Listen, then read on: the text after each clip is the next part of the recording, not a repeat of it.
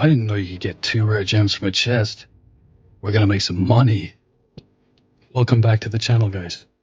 I recorded my last 100 Steam Vault stealth farms, and I'm gonna show you all of the data from those runs. I'm gonna show you how to open all 8 possible chest locations and mine every node in the instance. We're also gonna be extracting motes of water from gas clouds, and I'm gonna show you how to kill water elementals so you can get even more primal water and increase your gold per hour. Welcome to the Rogue's Diary. This is my complete Steam Vaults stealth farming guide. To get the most gold per hour out of this farm, you should be mining and engineering. If you're not an engineer, you can still get 350, but as an engineer, you're going to go up to around 500, depending on your server. Get the rocket boots, iron vulnerability belt, frost grenades, and free action potion. Check this chest straight away, because as soon as you spawn into a fresh dungeon, these 2 patrols, those Nagas and the water elementals, are perfectly placed for the pull. Range pull, run around the corner. Use these macros. Pop the first one before you're in line of sight. Evasion, belt, and the free action so you don't get netted. The next one pops cloak and a frost grenade to freezes them in place for 5 seconds. Then it's boots, sprint, vanish, and open. Use these gloves so you don't get failures as often. If you do get a failure, just continue as normal and you can get the chest on the way out. Go straight ahead, don't go left or right, or you pull those big guys and scuff. You might notice my on-screen doesn't match the macros. This is older footage, but these macros are the best. The second chest is just across the water from the first. This one is tricky, mainly because there's 3 patrols that we need to be mindful of. The 2 water alleys and this one behind us. Promise you're going to die a few times on this one. We're going to kite them up the stairs. So we're going to pre-sap this Nagam. You might be able to do it on the corner we used in the last pull, but it's not going to give you a lot of time. So take them up the stairs. It's less risky. Looking good, we pull. When I come into a dungeon, I usually scout for the first 2 chests. If one of them is there, I'll get the chest. I'll do the mines in this area. I'll move up to the second chest, and then I'll do the mines in the last area and reset. Macro 1, Macro 2, boots, and sprint. I don't actually try and run around these anymore. Just go straight through them. You'll have a shield up and you can vanish anyway. The diamond pack isn't too bad if you keep back, but that second pack of water elementals paths straight to the chest. They are the critical pack in this pull. That one right there. Have a look at where they were when I pulled. Copy that. Alright, moving on. Next 3 chests. Conveniently, they're all in this area. Check the water alleys and the Naga. These are the 2 patrols that we need to be mindful of. Here's our chest. We want to wait for the water alleys to go. And this Naga on the right. Be patient. Pick your pulls. Mind your patrols. There are 3 spots in this tunnel that you can pull to. Some are better than others for particular pulls. You're going to die a lot. But once you get this farm down, 2 chests, 3.6 mines, moats of water, the money is insane. I pushed to 70 in 3 days and went straight to primal fire farming. It was low competition. Best I could do was 11 primals in 1 hour, which gave me just under 400 gold per hour. This farm gives 100 gold more than that, and there's no competition. This is the next chest, but the pack is closer than the last. So we're going to go all the way up the tunnel and distract that pack of Nagam.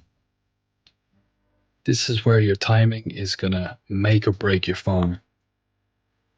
Macro 1, Macro 2, boots, and sprint. Watch out for this Naga patrolling toward the chest.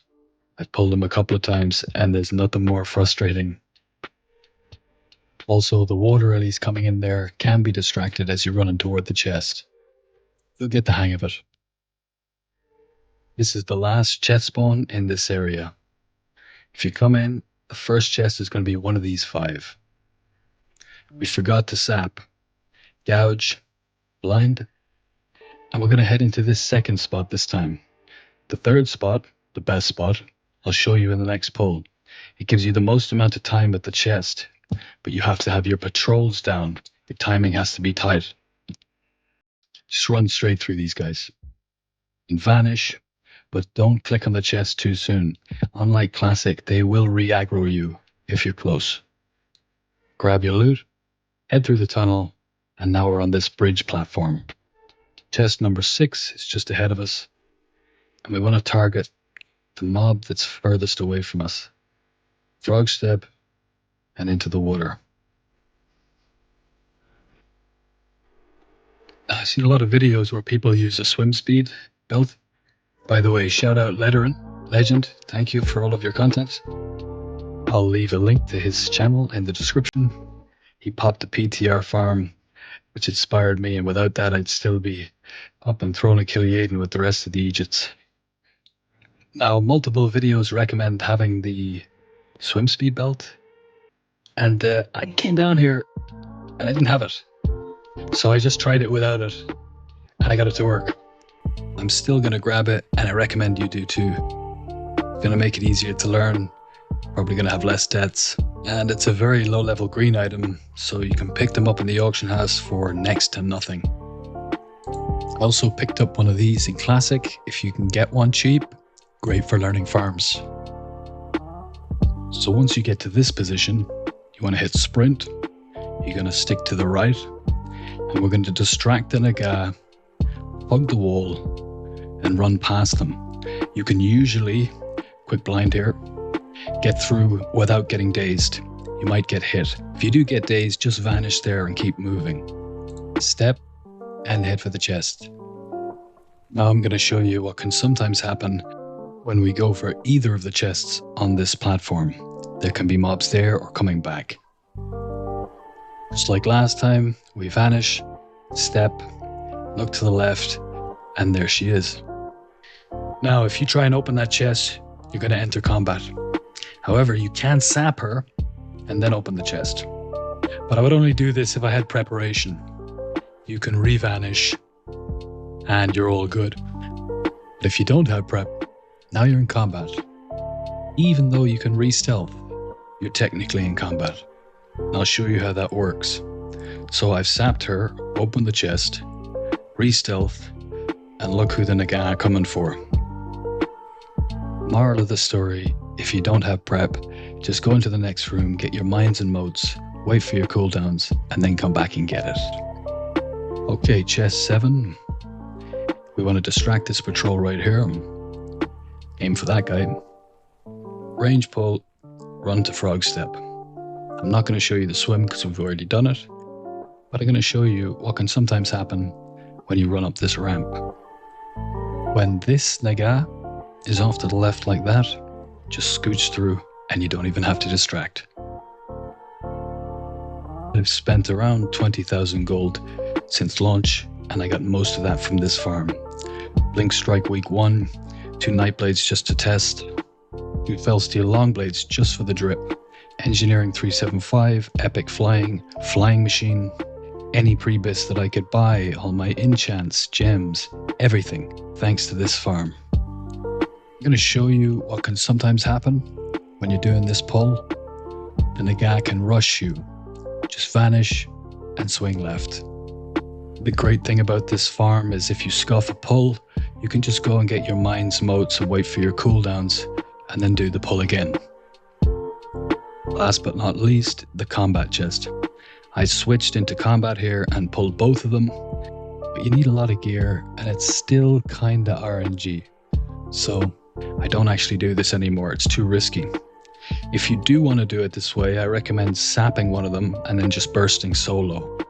But if you want to be a Giga Chad, go instant poison instead of deadly, so you can blind and gouge bandage if there's one left. I'm going to show you all the talents, gear, all that stuff later on in the video, or you can hop to it now if you want.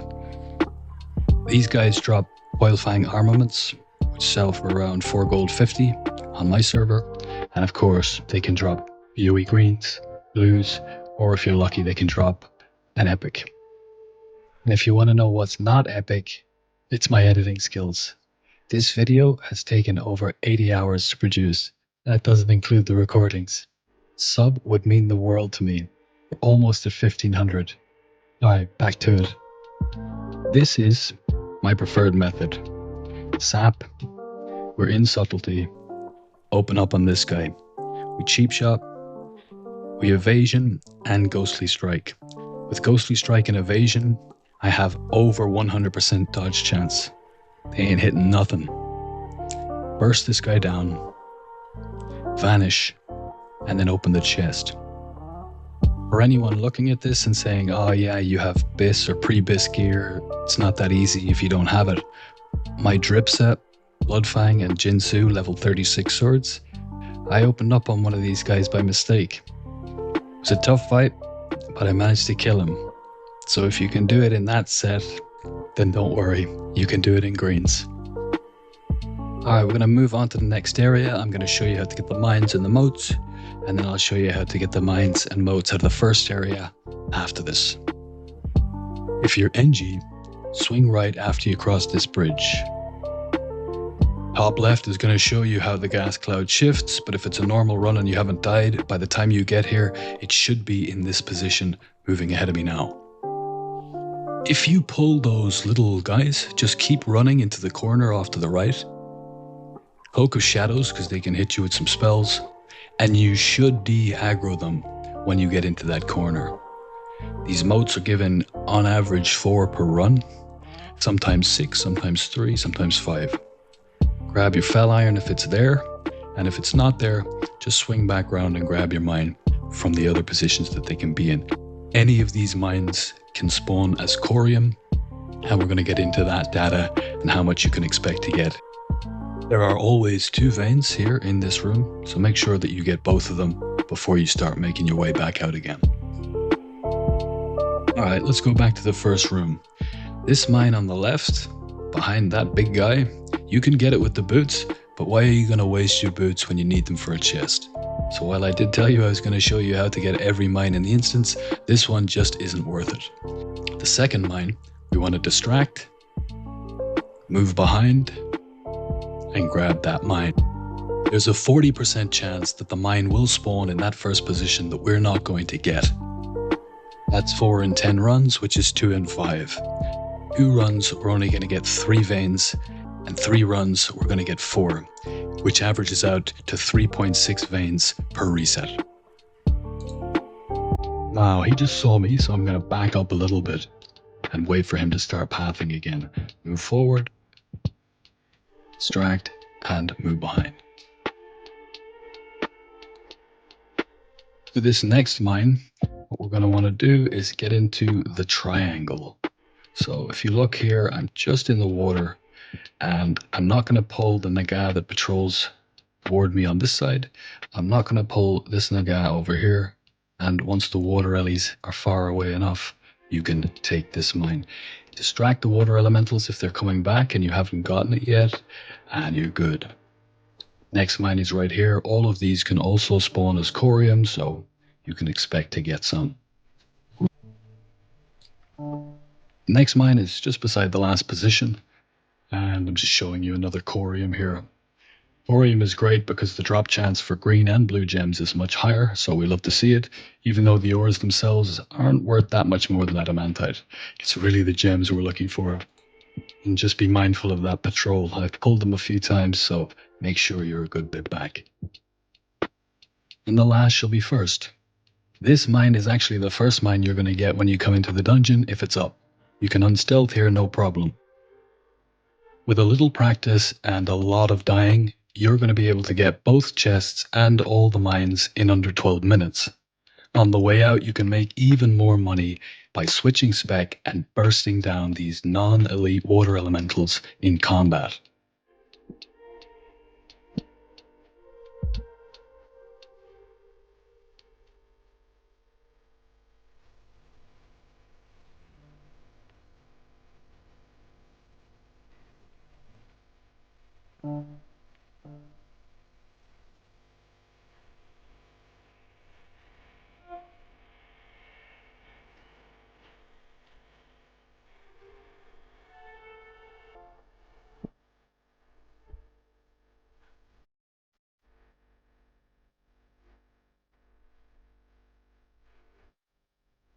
Actually, you should wait until you've pulled with blind before you cloak of shadows. Vanish, be mindful of the patrols behind you, and grab your loot when it's safe to do so. Alright, time to check out all of our loot and see what we got. While we're doing that, I'm just going to show you this little tip. Fly up from a dal, find the two peaks that are facing the Coilfang Reservoir. You want to aim between those two peaks and a little bit to the left, just a little bit. Not too far up, not too far down, and press auto run. We're going to land right on top of the spire. From our 100 runs, we got 200 chests, with an average raw gold value per chest of 650. That's 1,300 gold. Our BOE total is 1,645 gold. We got 175 greens and 22 blues. Of the greens, they usually sell for their disenchant value of 5 gold, but some of them will sell for like 25 gold or so. I sold about 10 for that because they're decent items. I did sell 2 Shadow Wrath pieces, which are bis for Shadow Priests, for 150 gold. Look out for Shadow Wrath pieces, Shadow Protection pieces, and Nature Protection pieces. The Wrath bits are good to sell now, and the Shadow Prot and Nature Prot will be great to sell in Phase 2 when SSC drops. You can see our total was 1,365 from the greens, and the blues give us 280 for a 1,645 total. Our gem total was 1,930 gold. In 200 chests, we got 33 gems, which is a 16.5% chance. Very, very nice. 9 rubies at 95 gold, 9 dawnstones at 60, 5 star at 25, 4 nightseye at 35, 3 topaz 85, and 3 talosite at 5. Our pots give us 270 gold and some change. We got 95 mana pots at 2 gold each, and 107 healing pots at 75 silver each. Our scrolls give us 124.50. We got 98. 20 strength, 20 spirit, 17 agi, 17 prot. The int and the stamina, I just threw them away because they're not worth the paper they're printed on. Our chest total came to 5,270 gold, which gives us an average chest value of 26.3 gold, a per run value of 52.6 gold, and a per hour value of 263.5 gold. Making chests by far the most lucrative aspect of this farm. Also, I got double rares from chests 4 times, giving it a 2% chance to get a double rare from a chest. From 3.6 mines in 100 runs, we got 530 fel iron at 1.5, 444 adamantite at 2.75, 30 corium at 5, 24 mote of fire at 3.25, 100 earth at 75 silver, 18 eternium at 2.5, 10 uncommon gems at 2 gold each, and 3 rare gems from mining, 2 noble topaz and 1 nightside, giving us a total of 2,589 gold. An average mine value is 7.2 gold, and the per run value is 36 gold, which gives us 180 gold per hour, almost 100 gold less than the chests, and that extra chest is almost worth as much as all of the mines in the instance. Pretty crazy. The gas cloud gives us 4 motes on average, and 100 runs, that's 400 motes. They sell for 2 gold each, so that's 800 gold. Per run value 8 gold, per hour value 40 gold. Killing elementals is going to give you 2 motes on the way out the door. At 2 gold each gives us 400, 4 gold per run, 20 gold per hour. Adding all these together, we have 263 gold from chests, 180 from mines, 40 from the cloud, and 20 from the Ellies, giving us a grand total of 503 gold per hour. You can put the amounts that I've listed here for all of the different objects from the farm into your auction house at any phase on any server and find out. Here's a quick look at my gear. You can ignore the helmet. I used it to test if I could stun the big guy to get the first mine, but it didn't work. And now I keep it because it reminds me that I'm in my farming set. you're not super geared and you're looking for cheap options, just buy lots of gear that has stamina on it and you should be okay. Here's the talent setup that I use.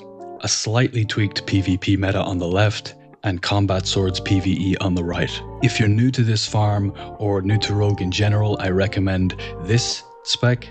It will give you more survivability and it's great for learning this farm. There's much more content coming. If you like the video, like the video, and if you think it's useful, sub it up and get that information before anybody else.